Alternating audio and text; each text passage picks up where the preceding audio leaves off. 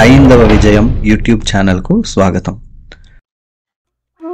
కశ్యప ప్రజాపతి హిమాలయాలలో తపస్సు చేసుకుంటూ ఉన్నాడు. అక్కడికి సురస అనే పేరు గల రాక్షసి వచ్చింది.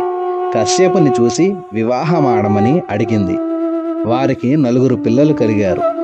శూరపద్మాసురుడు, సింహముఖాసురుడు, తారకాసురుడు, అజముఖి అని వార్ల పేర్లు. సురస వారిని దేవతలపై యుద్ధానికి పంపింది. అజముఖి వనాలలో తిరుగుతూ యజ్ఞయాగాలు చేసే ఋషులను హింసించేది. ఒకనాడు అజముఖి దుర్వాస మహామునిని చూసి వలచింది. సంతానం కావాలని కోరింది. రాక్షసి వివాహం చేసుకుని వాతాపి, ఇల్వల అనే 2 కుమారులను కన్నది. వారు తండ్రిని తన తపోధనాన్ని ఇవ్వమని అడిగారు. మీరు తపస్సు చేసి సంపాదించుకోండి అని చెప్పిన తండ్రిపై కోపంతో ఆయనను భుజించడానికి వెళ్ళారు. తండ్రినే తిందామనుకున్న మిమ్మలను ఒక మహాముని శిక్షించదడు అని శపించాడు తండ్రి. అప్పటి నుంచి ఆ రాక్షసులు కొడగు అనే ప్రాంతానికి పోయి అక్కడ ప్రజలను, సాధువులను హింసించసాగారు. అమాయకులను విందుకు పిలిచేవాడు ఇల్వలుడు. వాతాపి మేకలా మారేవాడు. మేకను వండి వచ్చిన వారికి పెట్టేవాడు ఇల్వలుడు.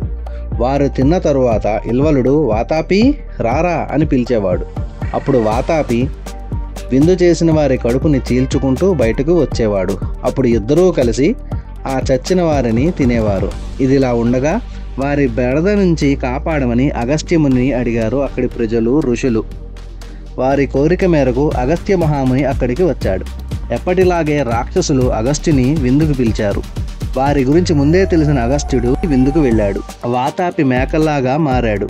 భోజనం అయిన తరువాత ఇల్వలుడు వాతాపి రారా అని పిలిచాడు. అగస్త్యముని తన బొజ్జను నిమురుకుంటూ జీర్ణం జీర్ణం వాతాపి జీర్ణం అంటూ నవ్వాడు.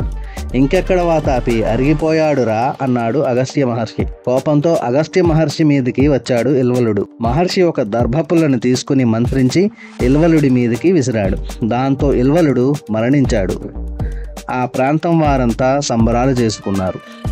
ఈ కొడగు అనే ప్రాంతాన్ని ఇప్పుడు కూర్గుగా పిలుస్తున్నారు. చూసారా పిల్లలు?